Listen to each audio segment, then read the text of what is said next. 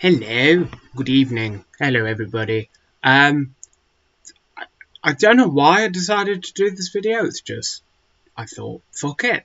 This seems fun.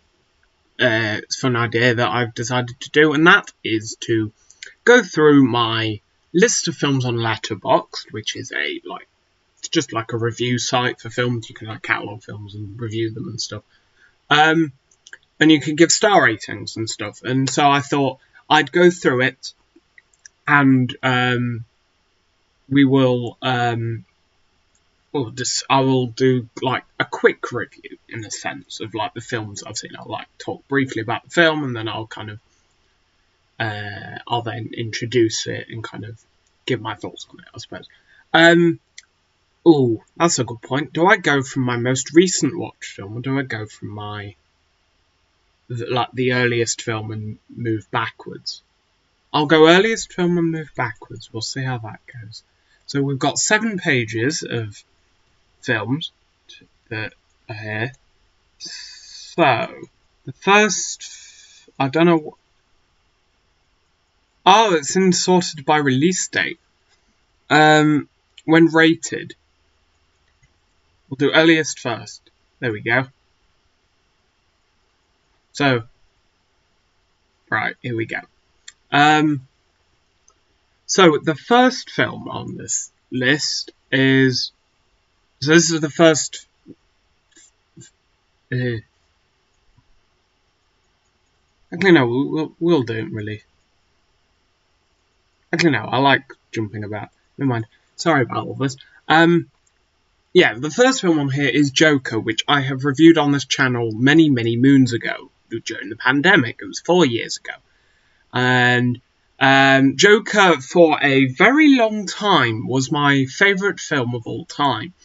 And that is because it just sort of, well, it encapsulates, in a sense, what's wrong with DC. And it needs to tell these sort of, like, contained stories and kind of deal with these deep issues of, like, mental health and, like, the psychotic nature of their characters. And it's so well acted, so well performed that, like, it just sort of all comes together. And yeah, on here I rated it 5 stars, which of course makes sense. I am wholly looking forward to the second film, and the second film literally just appeared as an advert on Letterboxd, so that sort of tells you sort of what they're trying to suggest to me. The next film is, I'm surprised I gave it this rating. I'll probably give it a different rating after watching it again. Is Star Wars The Rise of Skywalker, released in 2019. Now, this is the final film in the Skywalker saga, in that, well, it's the last film to feature some of the Skywalkers. So this is the one where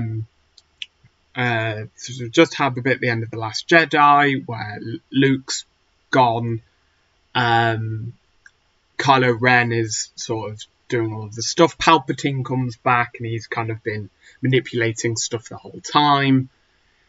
Kylo and Rey end up together. Does Kylo die? I can't remember. Does he die? Yes, Kylo died. Kylo sacrifices himself and kills Palpatine. I believe. I can't. It's been a while since I've seen it. And then, right at the end, which everybody gets annoyed by, Rey is living on the farm that Luke lives in at the very beginning of A New Hope, and some people come up to her and ask her, oh, what's your last name? And then the camera turns to her and she says, Skywalker, which is wrong because she's Palpatine's granddaughter, but God knows why she says that. It's a mess. Like, it's fun, but in terms of, like, being the film to end this kind of 4-5 decade long franchise, well, not the franchise because they're still doing stuff, but like as in like these like section of films, like all the stuff to do with like Luke and Anakin and all that, like this is the end of that. Like, it kind of, I think it tries too hard, and it gives too it gives Rey a bit too much importance in the whole thing, rather than just saying, oh, she's important at this specific point, she's like this rebel who's trying to thingy, rather than going, oh, well, she's related to this character who's really high up and she's doing all of this stuff. It doesn't really work. But, yeah, so at the time I gave it 4 stars out of 5, so that's like 8 out of 10. Probably now I'd probably maybe give it 3.5, because it's still fun. It's just, yeah, there's that kind of annoyingness to it, really. Anyway, we'll move on. The next film I catalogued was Spider-Man Into the Spider-Verse, which was released in 2018. This is the animated film by Sony, the Lord and Miller, the people who did, what they called, Lego Movie. Basically, it's Miles Morales, and it's his story, basically. So kind of, he gets bit by a radioactive spider, he turns into Spider-Man, but this spider is from a different universe. And the spider bites him, and he can turn invisible. He has the Spider-Man stuff. The only issue is that his... well, before this, he is a witness to the death of Peter Parker as Spider-Man, because Kingpin kills him to stop this portal from opening up and stuff. Then, yeah, he gains powers. He meets this girl, Gwen Stacy, voiced by Haley Steinfeld. Spider-Man, I can't remember his name. Is it Lakeith Steinfeld or is it somebody else? I can't remember. But yeah, and so eventually it turns out that there's other Spider-Men from different universes who are coming to this universe, because this universe is kind of going to affect other universes. So yeah, Gwen Stacy is from her own world. There's Spider-Man Noir, played by Nicolas Cage, which is great. I can't remember her name. There's the Japanese girl with the robot. There's Spider-Pig, voiced by John Mulaney. There's Peter Parker from another universe, voiced by somebody, and I can't remember his name now. That's going to annoy me. But yeah, they're basically are all coming together, and they need to stop Kingpin. And yeah, so it's sort of them working together. Miles develops feelings for Gwen Stacy, but Gwen has to go back to her own world at the end of the film. This is one of the most visually beautiful films that I think I've ever seen. Like, the animation, the way that it works, and the kind of the way that like you shoot it is so. It feels such like a comic, and yet it also feels like a film, and it works. Like one of my favourite facts of this film is the fact that all the Spider-Man are framed at 24 frames per second in terms of how they're shot. So they look smooth. But Miles Morales, while he's learning, he is swinging and moving at 12 frames per second. So there's a slight judder. But by the end of the film, because he's becoming a bit more used to being Spider-Man, they start to then animate him at 24 frames per second alongside everybody else, which I think is a very cool visual technique of how to kind of show a character growth through the technology and the way that you're making this film, and the fact that it is animated. And it works. And that does sort of explain why the sort of explains why I gave it 5 stars, I suppose, because it is just like a flawless animated film. Like, it's probably one of my favourite animated films of all. It's not my favourite animated film. I think we'll get to that. I think it does turn up.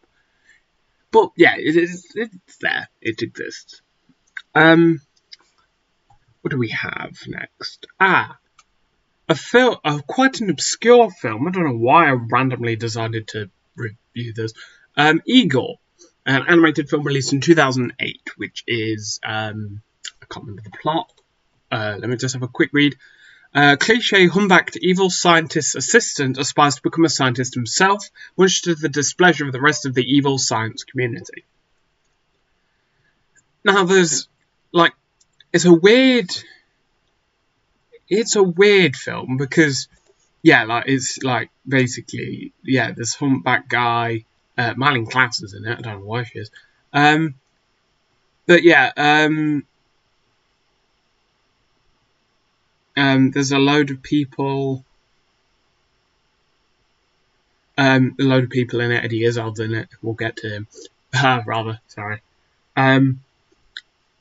But yeah, it's just like a weird animated film. It's quite fun. I think, like, what I enjoy most about it is the weird ending moment, because the ending is sort of like, it goes into basically like they defeat the enemy, and then right at the end, they sing "I Can See Clearly Now the Rain Has Gone," which is something in my head that has always stuck with me for a very long time. Is that like ending sequence? I don't know why, it just is there, and I think I've given it 3 stars because it's sort of like, I always like to forget about animated movies, but I think it's the fact that I did watch it as a kid because it was released in 2008, so I was 5, so it's sort of like one of those films that I just watch endlessly, I suppose. But yeah, the next 3 are stand-up specials, and I think, like, I mentioned her before, but Eddie Izzard is one of the most, like, she's just really, like, sarcastic, and kind of the way that she kind of pauses and kind of, like, she kind of does this whole, oh, I'm forgetting how the set goes, oh, let me continue and carry on. Like, and there's like just wild stuff that she talks about, like the Star Trek skit involving the phasers.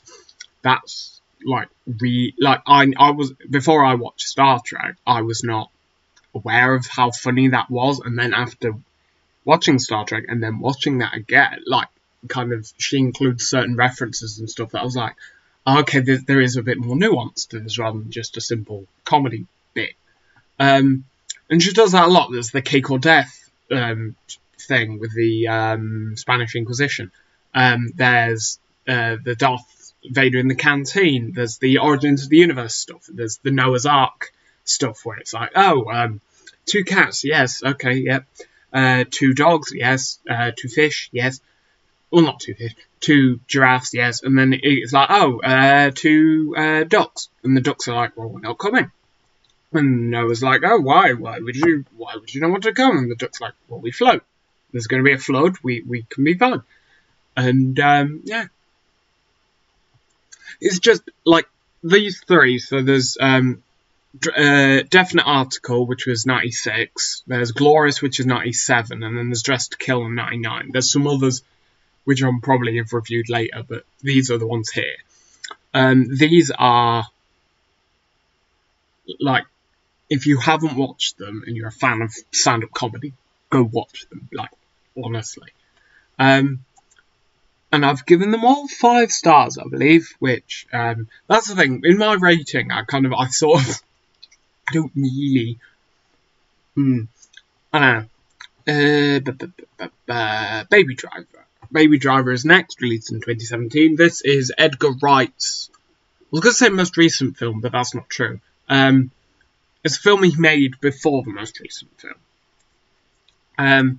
So this is about a guy who likes music, he's very good at driving, and he ends up becoming a part of this heist gang, and he's the getaway driver. And it's sort of like the plot about, like, him becoming involved in that, and the kind of, like, and the nuances with that, and like trying not to get caught. But he has this romance relationship with Lily James's character, who's this kind of waitress, and he wants to be with her, but obviously as he's part of this crime gang, he can't really thingy. Kevin Spacey's in it, which is incredibly weird to watch because this film was released just after he was accused. It was starting to get, or it was around the same time that he was starting to get accused of everything. So it's a hard watch if like in terms of that. So yeah, Jamie Foxx is in it, a couple of other actors, I can't remember their names, but it's really well edited, which is always Edgar Wright's thing, is that he knows how to edit, and it's really well written.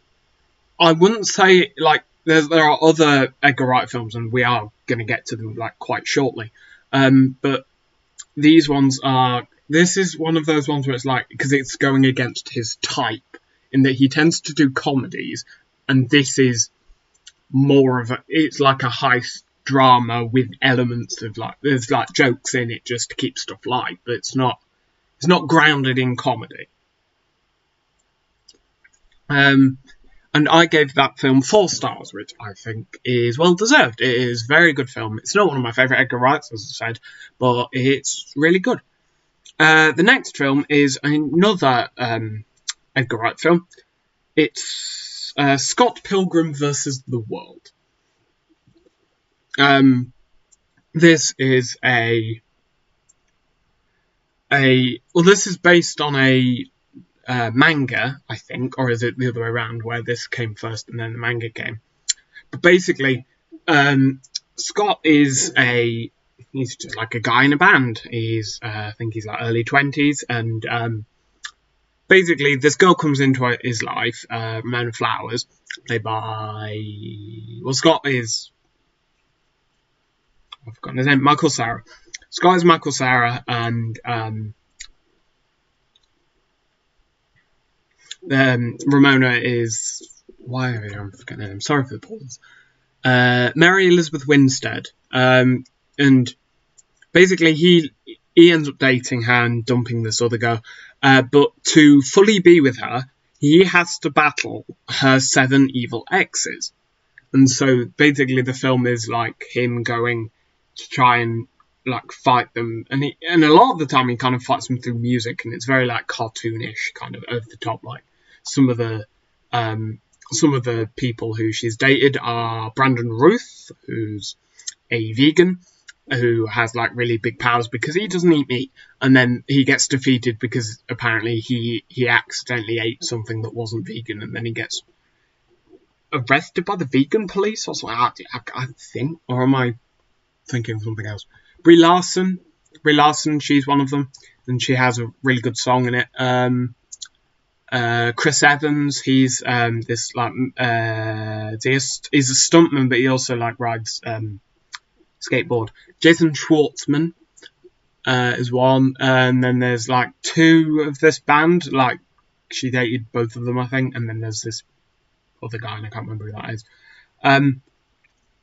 It's really well edited. It's really well shot. It's kind of very cartoony. Kieran Culkin's amazing in it. He plays like the Scott sort of just roommate who's just sort of there, but he's very good in it. And yeah, I gave it 4 stars. I think again it deserves it. It's not Edgar Wright's best. We'll probably get to that again further down. The next one is also Edgar Wright. It's just sort of probably at this point I was just going, oh, Edgar Wright films, I'll rate those. This is Shaun of the Dead. Instant 5 stars. I think that makes sense. So this is, a guy called Shaun. He lives with his mates. I can't remember Nick Frost's character's name, but he lives with Nick Frost. And basically he's broken up with his girlfriend, and all of a sudden a zombie apocalypse starts, and it's about him surviving in this kind of very like menial town. Like it's just like it's like a council like block really, and basically it's sort of him surviving. Like he bands together with like his ex-girlfriend, like a neighbour, his mother for a bit before she gets killed by the dad. The mother's played by Penelope Wilton, the dad played by Bill Nighy. What a great cast. And basically, this is where the meme starts of, we'll go to the Winchester and it will all blow over, because that's the whole plan, that the safest place will be the pub, because you can just get food, you can get drinks and stuff, and then you can barricade it. So they're saying, oh, well, we'll defeat this, go to there, and then we'll drink and it'll all blow over. And basically, by the end of the film, they get to the Winchester and it's like this big shootout and stuff, and they get to do that, and then the after credit scene is they got caught that because they put somebody in the shed, and I think they accidentally get bit by them, and then the end of the film is the zombie versions of them watching these films that they've been thinking. The best part of this film is when there's so there's their group of people, and then they run into a whole other group of people run by loads of other actors. So I think Tamsin Gregg's there, Sarah Alexander, I think Martin Freeman's somewhere, and it's one of those who's who of kind of British acting at that time. This was 2004. Or 2005. Well, it was 2005 in UK, I think. I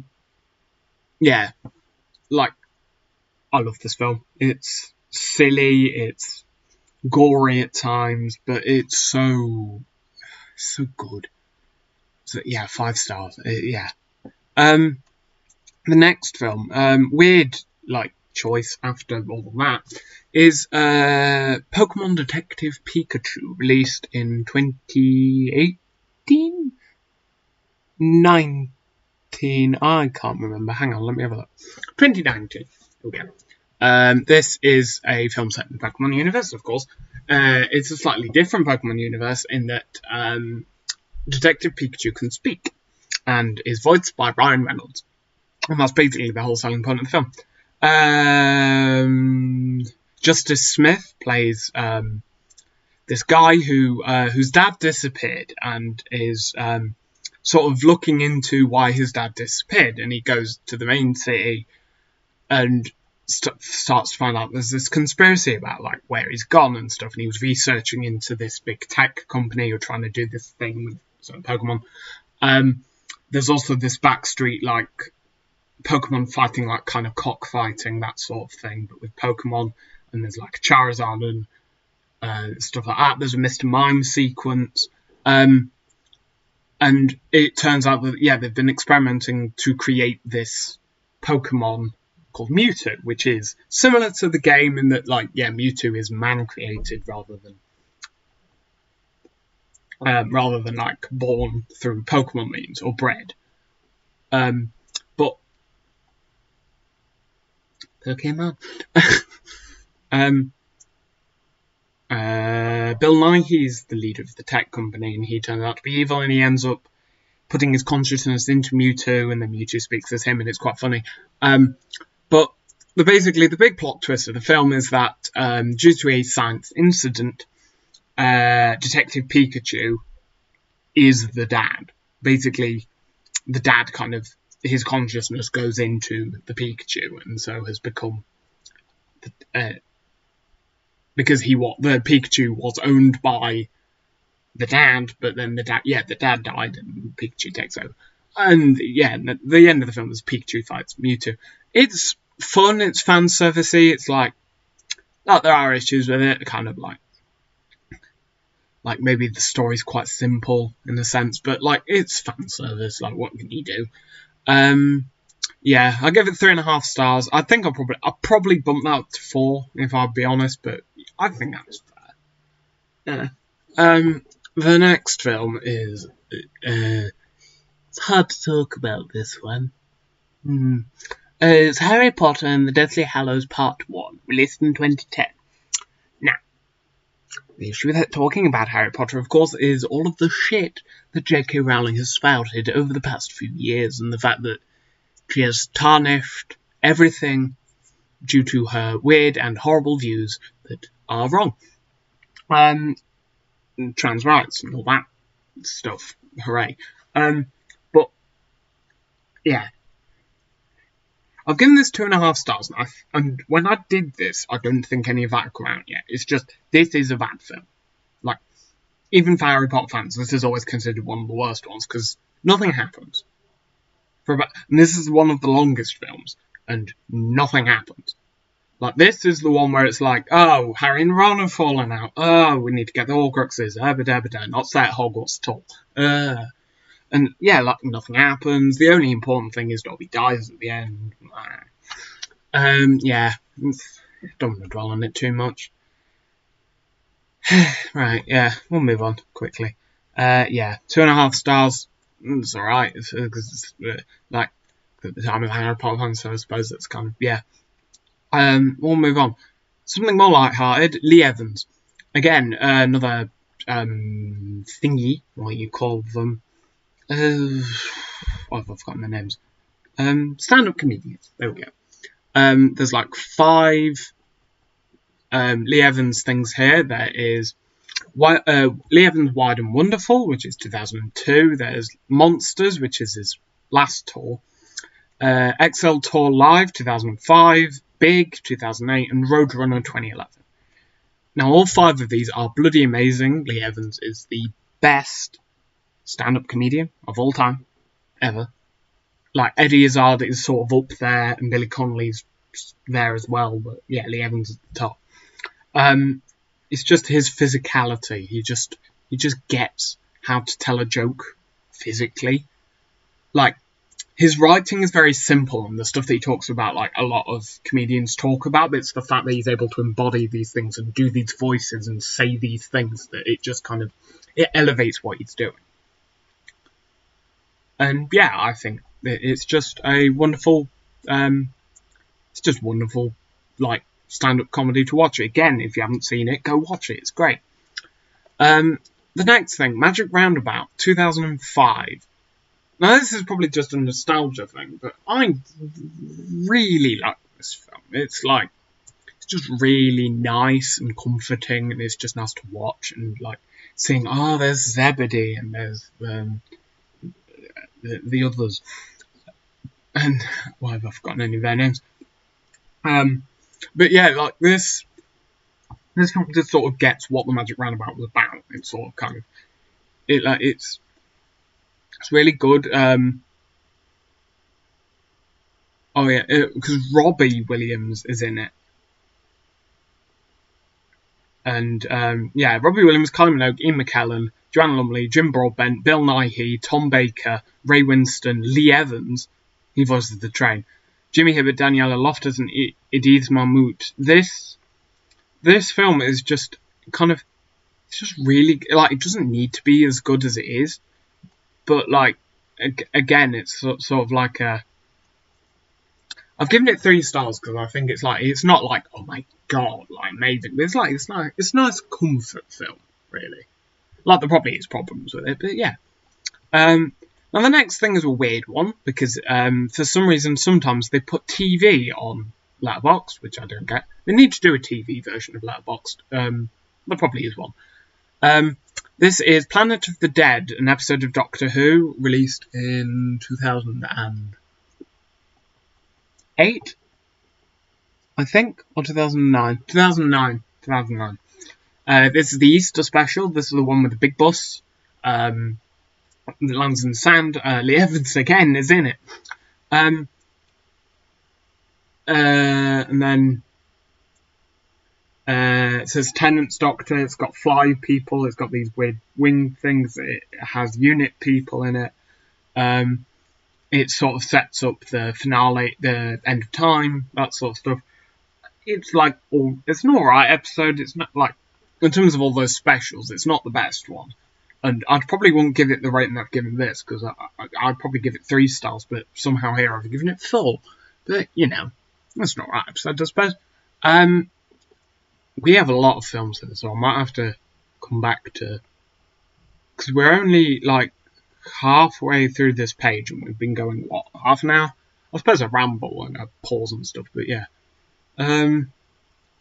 So I might get to the end of this line. So I've got 1, 2, 3, 4. I've got 5 more films. I'll do them and then we'll get to the others next time. So the next film is Arthur Christmas, released in 2013. No, I'm wrong. Never mind. Sorry. 2011. This is an Aardman film, but it's not claymation Aardman. It's sort of animated Aardman. This basically it's Santa's son. He kind of is a bit more Weasley and kind of like he doesn't look like Santa, so he's not going to take over the thing, because the mostly more technologically savvy one, Steve, he's going to take over, and he's voiced by Hugh Laurie. Santa's voiced by Jim Broadbent, and and basically they miss a child. There's a certain toy that Santa's meant to give this little girl, voiced by Ramona Marquez from Outnumbered, and the bike doesn't get delivered. There's a technological error. The bike doesn't fall through the thing, and they can't get it. So Arthur, his granddad, who's Bill Nighy, and this elf voiced by, what's her name, Ashley Jensen. They go on they basically try and fly all the way around the world to try and get the bike to the girl by Christmas Day, because they've missed it. Like, they're running out of time. They've got like a few hours. They end up getting lost because they're using an old sleigh. The sleigh is quite slow. And they don't know where they're going, and so it's just sort of like a load of mishaps. And then eventually they get to her, and because of the effort that Arthur's put in, Santa decides to give Arthur the role of the new Santa when he eventually retires, rather than Steve, who had previously been promised it, or thought he'd be promised it anyway. But yeah, it's a really nice film to just watch it. Like, it's just fun. It's like a load of stuff happens.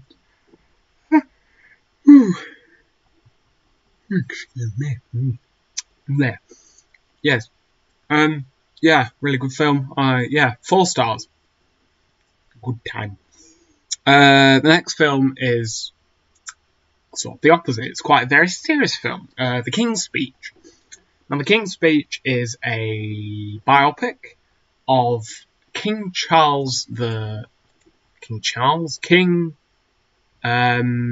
VI of England, and it sort of is leading to it goes from the death of George V all the way through to George VI doing the speech about World War II and kind of like the rallying of the people. This and the fact that he has a speech impediment, and it's about him learning how to deal, not speech impediment, stammer, and it's about him learning to deal with that stammer and be able to perform in public.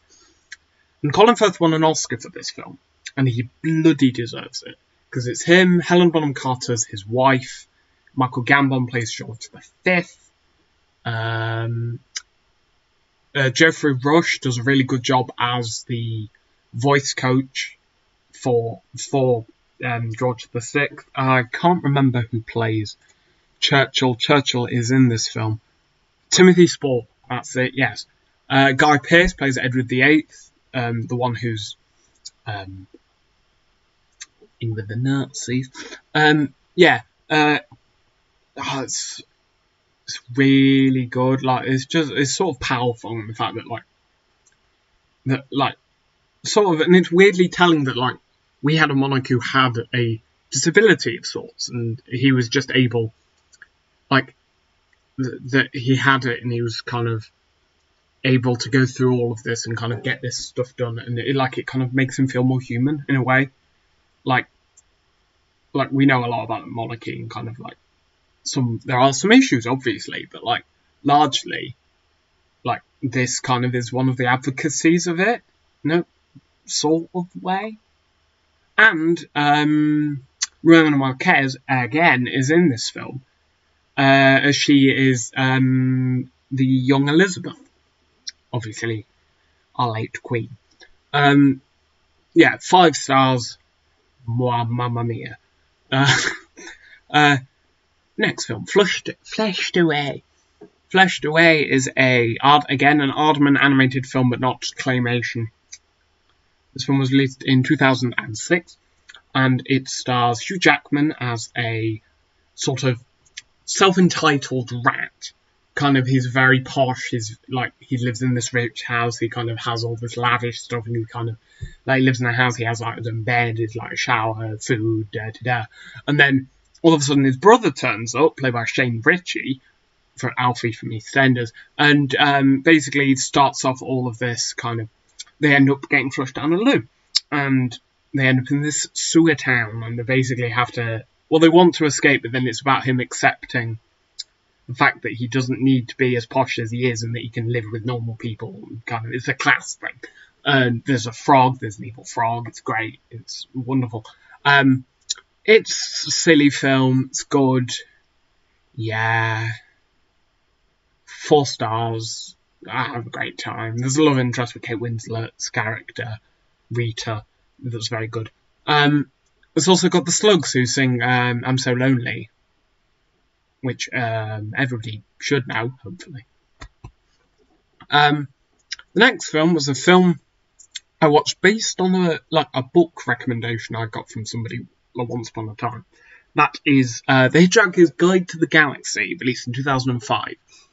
Now, this film is, it's based on the books by Douglas Adams, and they are science fiction. It's basically about this guy called Arthur Dent, who lives a very normal life, very middle class, lives in like a house like just off the skirts of town, and basically the story starts where his house is about to get knocked down, and he doesn't want to move because they want to build a motorway, and his house is in the way. So basically, he lies down in front of the big roller to stop them from moving, and then they come back the next day. His mate then turns up, Ford Prefect, and basically reveals that he's an alien, and that the Earth is going to end because these aliens want to destroy the Earth and build a space motorway, just like what's happening with Arthur. And basically, they then they end up going into the alien ship, the Vogon ship, and basically they end up having all these adventures. They meet Zaphod Beeblebrox, who's like this prime minister who has 2 heads, played by Sam Rockwell. They meet, why have I forgotten her name? Zooey Deschanel's character, Trisha, I think it's Trisha. She's sort of somebody who flirted with Arthur once and then went missing, and she got with Zaphod and went to space. There's a robot, a very sarcastic, very kind of depressed robot called, why have I forgotten the name? Is it Marvin? I can't remember. Hitchhiker's Guide Robot. Marvin the paranoid android. There we go. Voiced by Alan Rickman, and he kind of has this very kind of like dark, kind of sarcastic voice, and it just works so well. And yeah, it's silly, it's science fiction, so it kind of has this kind of gravitas. The film, like the books, are much better than the film. The film has some issues in the fact that it's very Americanized. It's not like it's famously like it's a very British story. It's made by a British guy. It's set in Britain. There's all this stuff, and yet they did sort of Americanize it a bit, which sort of does make some issues with it. And that's why I think I've given it 3.5, because I feel like that does detract from what the film's meant to be. The next film is Get Santa, which is again a Christmas film. Released in 2014. This is it's got Jim Broadbent as Santa, and he gets falsely accused. No, he gets accused of theft or something? I can't remember. Father and son must team up to save Christmas when they discover Santa sleeping in their garage, having crashed his sleigh and found himself on the run from the police. And basically, so he ends up in prison, and it's about like getting Santa out of prison and back doing his stuff. So, Jim Broadbent plays Santa, Rafe Spall plays the dad, Jodie Whittaker plays the mum, who is separated from Rafe Spall. Who else is in this? Warwick Davis is in it. He plays a character called Sally, who is somebody in the prison. Stephen Graham's in it as the barber in prison, and he goes... basically, it's like a heist film, but with Santa, and it works. It's just really good. Joanna Scanlon is... which is sort of I'm trying to remember. I think she's like a parole officer. I'm kind of, yeah. Oh no, yeah, he's a former getaway driver. Yes. And she's his parole officer, so basically he has to have these meetings with her, and if he doesn't have the meetings, he goes to jail, and the whole thing is, even though it's Christmas, he has to go have those meetings, but he needs to go save Santa from prison, and there's all this stuff. Kit Connor is the kid, which I find surprising, considering Kit Connor is now quite famous for being in, what's it called, Heartstopper. And yeah, he's the kid in this, which I find quite fun. Ewan Bremner's in it as a policeman. Lee Gale, Graham Hughes, like a load of people are in it. It's just really fun film. It does nothing special, but it's just fun Christmas. Giving it 4 stars. I think that's fine. Yeah. Yeah. Well, I think that is it for now. We have a good few films to go. How many? So, how many are in a line? Hang on.